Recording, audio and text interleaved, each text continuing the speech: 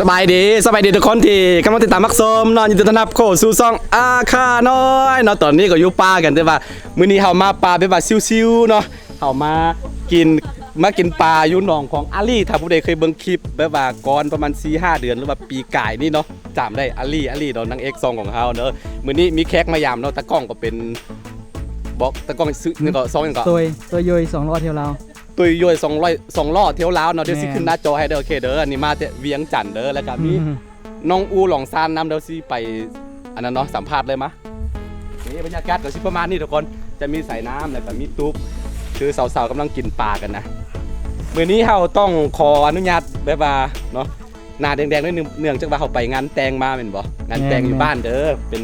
งานแต่งของหลานสาวนะเขาก็เลยว่าจิ๊บแบบว่าน้ำเหลืองๆหน่อยนึงอ๋อคิดว่าเขาเจ้าเอาลิปสติกทาหน้าบ่แม่นเนาะใน6คือเฮาหลังจากที่เฮาเลิกจากงานแล้วก็มาที่เลยมาต่อเลยเนาะเอาก็สิมากินแบบว่าสร้างสรรค์กันหน่อยนึงเนาะเพิ่นมาแต่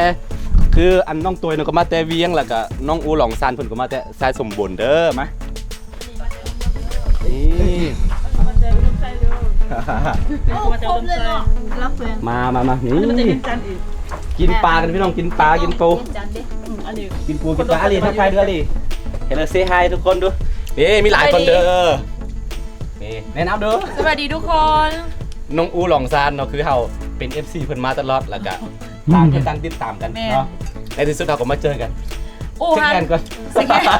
โอ้ฮันนี่ยังไม่ได้เซ็กแฮนกันนี่อันปีกายนี่2021เนาะ2021ติดต่อหาไอ้คำ4ว่าสิมาหาไอ้คำ4ตอนเดือน4ตอนช่วงหลังแล้วปีใหม่ว่าซันเดย์พอดีช่วงนั้นโควิดระบาดหนักแล้วก็บ่ได้มาเลยจนหาก็ได้มานี่อยู่จนเป็นปีละปีนึงสิฮอดปีแล้วเนื่องจากว่าปีกายเนี่ยมีโควิดระบาดแฮงเนาะไม่ว่าเดินทางแขวงต่อแขวงบ่ได้นะถามว่าปีนี้มีบ่มีแต่ว่าปีนี้ไม่ว่าซิวๆแล้วนี่มื้อนี้เฮาสิมากินปลากันอันนี้เป็นสีมือของอาลีมันวะลีโอ้บ่มีเด้ออะไรทำแล้วจะฟ้องเห็นแล้วก็ฝากซองได้น้องอูหลองซานฝากทุกคนครับไปติดตามซองน้องอูหลองซานเด้อได้หน้าจอเด้อหน้าจอแล้วก็จอยังมีแต่มือเลยยังมีแต่มือไปเลยซองต้องไปนำได้ไปนำรายการนี้ของงานซองอาคายซองกับปูอาคายามีนำเด้อเราเป็นแบบว่าเป็นซิวๆนะเขามากินปลากันเนาะส่วนที่มีโอกาสแบบได้มาเจอไอ้คำ4นะมันโบแมนเรื่องง่ายได้ทุกคนเพราะว่าอยู่ภูอยู่ปลาตลอดอยู่ป่าแล้วกับบ่อีกอย่างมันส่วนที่มีโอกาสมานะมันบ่ได้มาง่ายๆนะเหมือนแบบเนาะไก่กันได้คือหลายคนบูฮู้มันห่างไก่กันเด้อถามว่าไก่กันไซส์สมบูรณ์กับอันบ่อเกี่ยวกับห่างกันประมาณเกือบ800 กิโล800กว่านิดนึงมาลูกพี่ไปฮอดเวียงจันทน์ประมาณ700ไปนิดนึงเด้อโอ้แม่นว่ะแม่นโอ้โหทางโคงไก่เติบแล้วก็ลูกอันเวียงไปฮอดไซส์สมบูรณ์ประมาณแต่เวียงไปไซส์สมบูรณ์155กิโล155แปลว่าประมาณ800 900พุ่นน่ะไก่เติบเนาะไก่เติบเป็นได้สีมือของแซ่บลองแหละบอกก่อนว่าแซ่บเอากินมาแล้วพอแต่อลินแจ๊ะนี่ก็ฮู้ว่าแซ่บล่ะโอ้สร้างบ้านเป็นงัวเห็นของเป็นงัวแล้วฮู้แล้วมันต้องแซ่บมีลับปลาแล้วก็มีปิ้งปลาก้อยปลาเพื่อเป็นลับปลามีแกงปลาด้วยนี่มาทางเหนือน่ะเวลากินเจียวจะเป็นแบบนี้น่ะบักเพชรผงแล้วก็เกลือเป็นนัวสลัดจะเป็นแบบนี้มีมะแคนนำปนกันคือหลังมื้อนี้ก็ซิวๆเพราะว่าหามาฮอดหมู่บ้านนี่เหมือนกันมาฮอดหมู่บ้านแล้วก็เฮาสิพักพรอยู่บ้านแล้วหลังจากนั้นเราก็สิพาเขาไปปล่อยอยู่ป่าจัก 2-3 มื้อจึงออกมาไปทางไหนบอกแม่เราสิพาไปกินปูกินปลาได้ไปทางไหนได้แห่งงานละกินข้าวก็ต้องมาเนาะประมาณทางให้เก่งเด้เอาอยู่บ้านกูเคยทางแม่นทางเก่งแต่ตุ้ยเป็นคนมักเบิ่งแล้วล่ะพายามเขาเจ้ากินข้าวสวยแล้วจังไปคืออันที่จริงนี่เพิ่นมาฮอดอันบ้านอันเสาคูอยู่เมืองศิลป์ก่อนเนาะแม่นไปเที่ยวอยู่พุ่นจักอาทิตย์นึงแล้วจึงลงมาพี่แม่นเนื่องจากว่าต้องได้ท่าให้เสาคูพักเวียกเนาะเนื่องด้วยว่าสอนเด็กน้อยนะต้องรอท่าให้ฮอดวันศุกร์ก่อนจึงมาได้นี่ก็มาเนาะกำลังยั่วไอ้เสาคูออกงานอยู่เด้อขอเป็นเสียงที่2เด้อกับคำนี้3คนนี่กำลังยั่วไอ้มันออกอยู่มี3เสียงอะไรอยู่นี่3เสียงแล้วคิวเข้าให้สาวปูตัดสินใจเองจ้ะมาถือว่าเป็นการกินฉลองย้อนหลัง 14 วันแห่งกุมภาอันวันแห่งความรัก14กุมภามา เอาบ่เซ่ๆวะ จักดอก จักดอกจักดอกจักซ้ำต้องมาจักดอกเลย มาน้องไซมาน้องเคยพูดเป็นน้องไซไอ้อยู่ดีมีแฮงเด้อ มีแฮง ไม่ใช่โยกเขาดู เซยค่ะ ใส่เอา โอ้แม่ มันไม่ได้เล่นเด้อ เซยมันต้องได้เห็นบ่จังหวะมันต้องได้เห็นบ่ เสียดายบ่มีดนตรีบ่บอกนี่ตู้ซักไฟเต็มไว้อลีก็บ่บอกอย่างนี้ 5 คนอ่ะ หอมแม่เมียต้องหอม ไก่บ่กำแล้วทางมันมายาก เอาตัวลองสีมืออันก้อยปลาของเมืองเบิ่ง สิดีวะไปดิบอีกเด้ นี่จะเป็นปลาดิบเด้อ กินมาบ่กินก็ต้องกินละงานนี่ ตัวยังบ่กินอันใดเนาะ ใน ลองเบิ่ง ขี้หีเด้อวะขี้หีแนวกินเด้อวะ ข้าพเจ้ากินทุกอย่างที่ขวาง แล้วก็ลองอันเว้ารสชาติของมันว่าเป็นจังไดต่างกับ มันจะออกสุ่มๆนิดนึง สมๆ แต่มันแบบว่ามันเป็นนึ่งๆนะครับว่าเวลามันดิบนะ อืม ครับว่าแบบมันสุกแล้วมันจะแบบกินแล้วมันก็งึบไปลงเลยนะอันนี้มันยังได้ย่ำอยู่ คำว่าก้อยปลานี่อยู่ลาวธรรมดาคืออยู่เวียดนี่เขาเอาเป็นตัวแบบนี้เลย โอ้ แท้ๆนะ เอาไว้แล้วกินเลยสิ งับแล้วนะใส่3ตัวใหญ่ๆเลย ก้างเลยสิ ก็บ่ต้องกินก้างกินตอนมันกินได้อันนั้นกัดเอาแต่เนื้อของมัน ไม่โตเป็นที่ตัวน้อยใช่ป่ะ แม่นบ่ตัวใหญ่ซ้ำนี่เลยซ้ำ โอ้ นี่เลย มันชื่อพวกข่าวว่ะ เขาก็เอาน้ำมะนาวหลาย เขาทำมีวิธีเขาเนาะ อู้กินได้ ๆกินได้เหมือนบ่ มันมีพวกเผ็ดมีอย่างมาผสมด้วยกันคันว่าบ่มีเครื่องกับบ่เป็นตากินกันเนาะ เป็นอะไร เครื่องผสม แค่ ประมาณใด มันก็เป็นนึบ อืม ๆแล้วก็มีเครื่องมีกลิ่นของเครื่องเคียง แมน พวกสมุนไพรอันนี้ อืม หัวซีไคอันเนี้ย อันนี้แบบว่าเอาเฮ็ดอยู่นาเลย โอ้ฮัมเป็นคนกินได้เมื่อทุกอันเกือบว่าได้เมื่ออัน เซา นี้ เซาคู่ยังกินนั่นเป็นยังเก่าเลือดแปลงเป็ด โอ้กิน โอ้คอยก็กินอันนั้น แซ่บอันนั้นน่ะ มันก็แซ่บเพื่อน ถ้า ทำได้เฮ็ดเป็น มักรวดดิน เอ้าเมื่อยักษ์ส่วนสับกูให้กินอยู่แล้วแต่ย่านสับกูบ่กินแล้วก็เลยบ่อยากกิน เอาเรากับเว้าอยู่ดิเรากับ โน่ อืมบ่ ถามตัวอยู่ด้วยว่ากินเลือดเป็ด คัน บ่ ไปซื้อกินนี่ได้แต่สิค่าบ่ต้องค่าสู้กินผู้ดี มันบอก เพราะว่าอันนั้น ถือครับ ก็เลย ถือ ขาดใจนั่นแหละ ถือ แม่น ปัดอัน คันว่า บ้านอู่นี่บ่ถือเด้ คันสมมุติว่าเราบ่ขาสู้กินแต่ข่อยเป็นคนขาสู้เรากินเด้ ไหนบ่ ๆอยู่เฟส เคยเห็นในเฟ เพ ซ ราะว่าหมูอันนั้น เอาว่า เป็นเก้าของเราน่ะเป็นหมูน้อง เอ้ย คือวันนี้นั่นคือแล้ววันนี้คือแล้ว คือละ แล้วก็เล่าหันมาอันผวนแฟนเก่าหั่นน่ะเรามาเอาโทรศัพท์น้องเซตหาผู้นี้ แล้วก็ เป็นเนาะตัวเองเนาะจะจื้อเรื่องนั้นบ่ แล้วก็ ฟังนะ แล้วก็เล่าต่อแม่ เซตหา เราก็มาลินหาอยู่อันสังคูเมียก็เรียนสังคูน่ะแต่ว่าหมูแต่ละคนนี่ก็สนิทกันแล้วก็แบบว่าอันไอ้คำซีมาลินหาเขาก็ออกไปหมดแล้วก็ไปลินน้ำไอ้คำซีน่ะแต่ว่าข่อยน่ะจักจะได้กูบ่ฮู้เลย บ่ไปบ่ ปกติแม่นไปน้ำหมูเลยแต่ว่ายามเวลาไอ้คำซีมาหาเนี่ยเขาก็บ่ได้ไปจัก เรื่องนี้แอบมักก่อนหั่นเหรอบ่แม่น บ่ฮู้จักอีก แบบว่า ฮู้จักทางเฟซซื่อๆแล้วก็ ทางเฟซกันซื้อบ่เคยเห็นหน้ากันใช่ แต่ว่าเห็น บ่เคยคิดว่าสิมาล้มนะ อันหมูเราแต่ละคนนี่เห็นหมดแล้วก็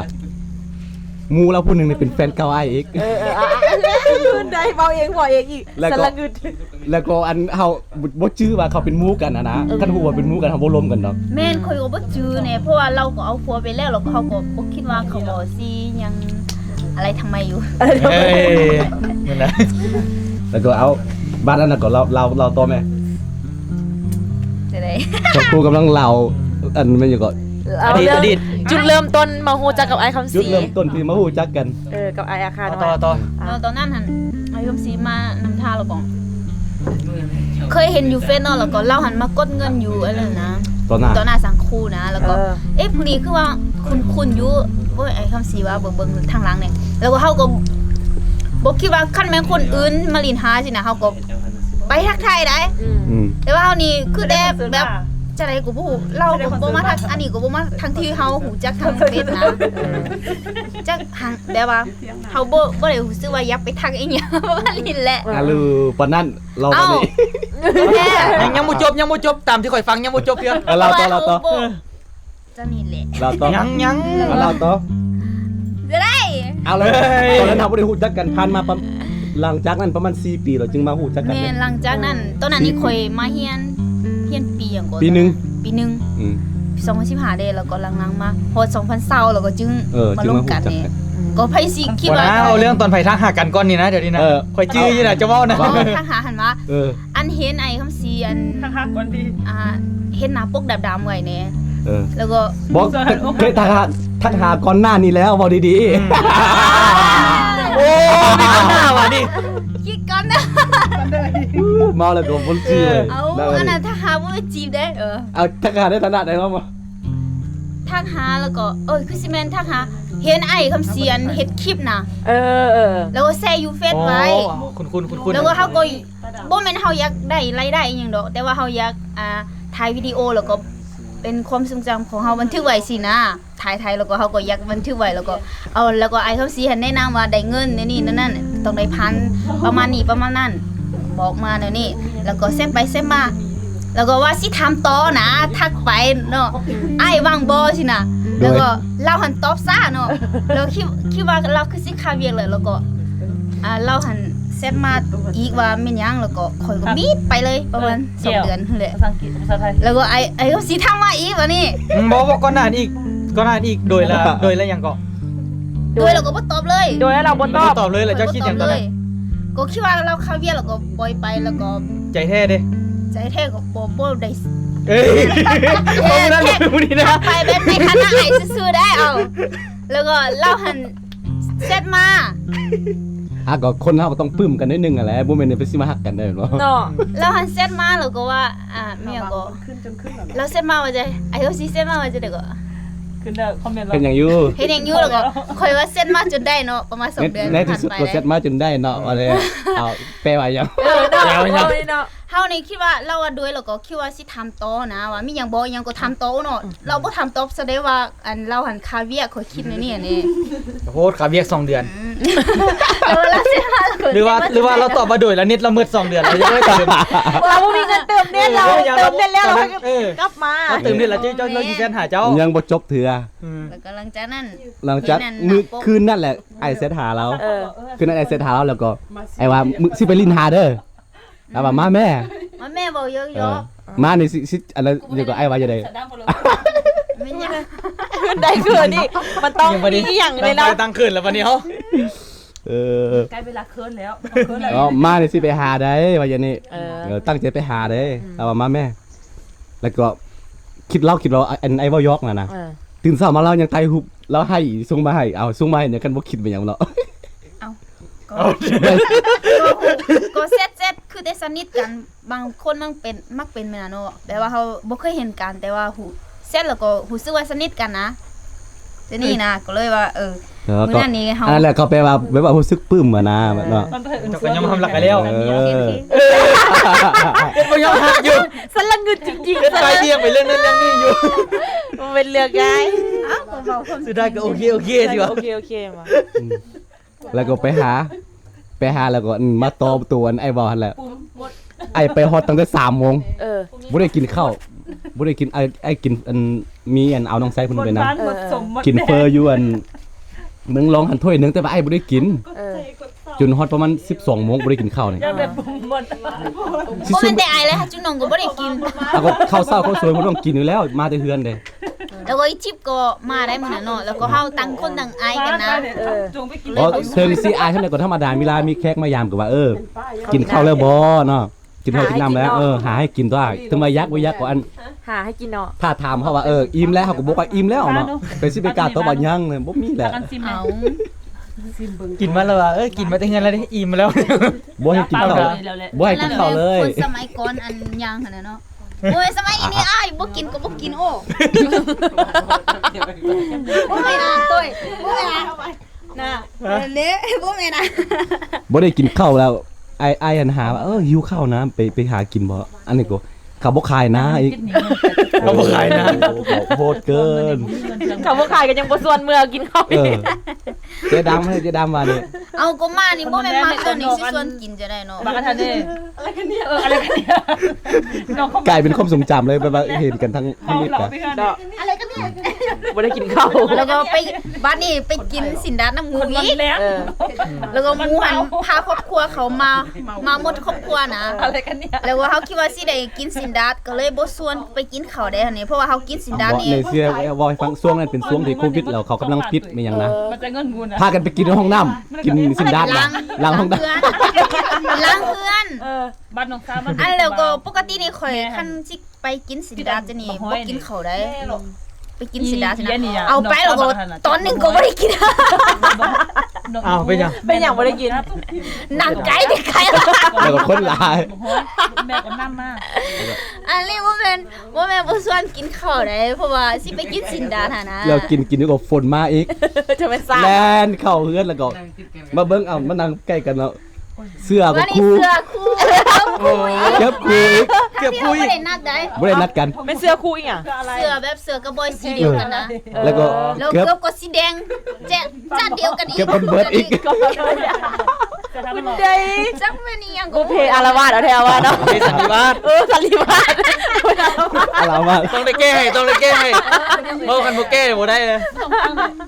บุญบุเพสันนิวาสลงโมเป็นอารวาสเด้อ มันต้องได้แก้กันโบแก้บ่ได้ นี่คือเรื่องราวความรักของฉัน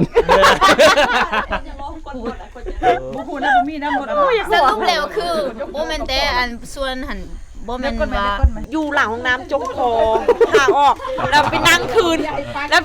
น กินคือเก้าบ่เมาบ่นะ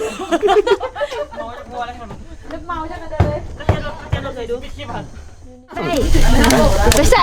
โอ้ย่างเค็มน้องสิแล้วคิดฮอดเพลงนั้นเลย เที่ยงยัง โอ้บาวเค็ม เที่ยงยังอะไรวะ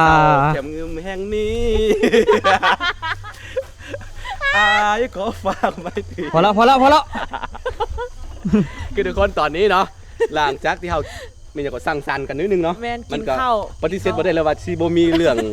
น้ำเย็นๆเหล้าเย็นๆใส่คอได้เนาะ แม่น รู้สึกว่าวินแล้วเพราะว่าเฮามาต่อ2งานเฮาไป แม่นไปงานดอง ไปงานดองกลับมาแล้วก็มาต่ออยู่เถียงนานี่อีก แล้วก็มีฮอบที่3เด้อยก3 สามแ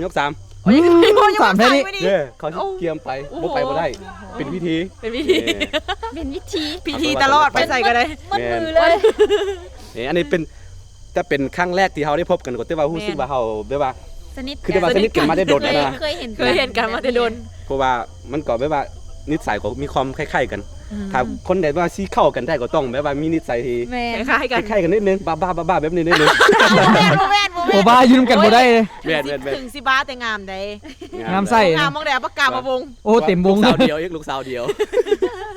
โอเคทุกคนอันนี้จะเป็นคลิปแบบบ้านๆเนาะพาอูน้องอูหลองซานแล้วก็ในน้องตวยเนาะ น้องตุ้ย มาสั่งสรรค์กันนิดนึง สั่งสรรค์แม่ แล้วก็รอดันติดตามผลงานของเราเวลาเข้าป่ากันเนาะ แมน บ่ได้จะว่าเขาสิไปผจญภัยในป่าจักมือจักคืนกันเนาะคอยทุกคนติดตามทั้งซองกับน้องอูหลองซานแล้วก็น้องตวยได้แล้วก็ น้องตุ้ย ของ สอง อัน คู่ อาคายามีได้แล้วก็ของนี่ได้เนาะโอเคเนาะ อ๋อนี่เลย ไปซ้ำนี่ก่อนทุกคน ไป แล้วเจอกันในคลิปหน้าทุกคนสบายดี สวัสดี